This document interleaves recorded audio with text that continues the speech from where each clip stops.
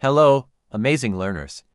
Welcome back to Kids World, your favorite place to learn and have fun. Hey everyone.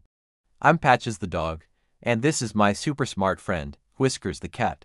Today, we're diving into three tiny but mighty words that will make your English sound super polished, at, on, and in. That's right, Patches, they're called prepositions, and they help us talk about time and place. Get ready, because by the end of this video, you'll be a pro. First up, let's talk about time. Imagine an upside-down pyramid. It helps us see how these words go from very specific to very general.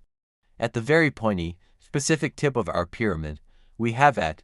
We use it for exact, precise moments in time. Like a dot on a timeline. For example, the movie starts at 7:30 p.m. Or, I have a dentist appointment at 3 o'clock.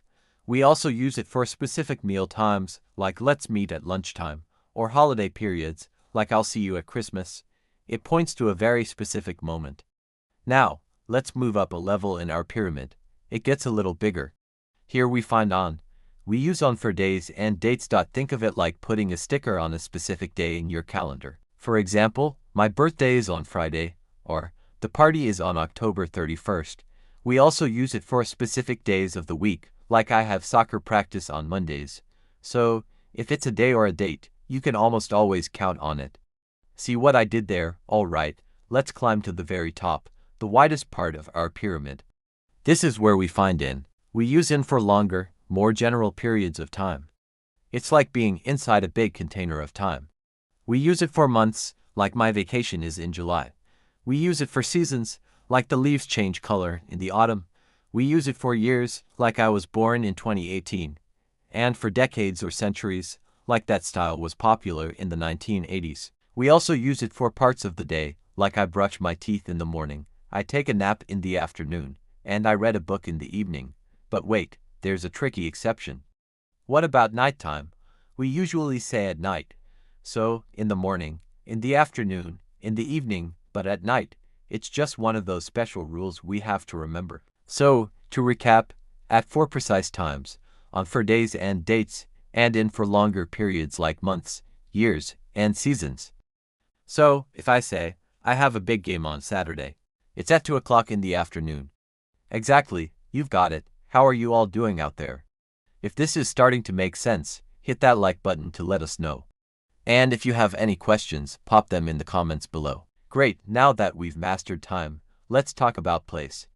The same upside-down pyramid idea works here, too, going from specific to general. At the pointy tip, we have at. We use it to talk about a specific point or location. It's like putting a pin on a map. For example, I'll meet you at the bus stop. You're not inside the bus stop or on top of it. You're just at that general location. Or, I am at the front door. We also use it for general places like I'm at school, he's at work, or we had fun at the party. Moving up, we find on. For places, we use on to talk about a surface. Think of something resting on top of something else. The book is on the table. There's a beautiful picture on the wall. Don't jump on the bed. It's also used for streets, like I live on Maple Street. And for floors in a building, our apartment is on the 3rd floor. You're literally on that surface. And at the very top, our biggest category is in. We use in when something is inside an enclosed space with clear boundaries. It's inside a container. For example, the cookies are in the jar. The fish is in the tank. Or, the kids are playing in the garden. We also use in for larger areas like cities, countries, and continents. I live in London. Paris is in France. And France is in Europe. So, if you can draw a circle around it, you're probably in it. Let's try putting it all together. I am sitting in my room, at my desk, and my feet are on the floor. See, we use them all the time without even thinking. Now, for a super advanced tip, sometimes, the word you choose can change the meaning. If you say, I am in the school, it means you are physically inside the school building.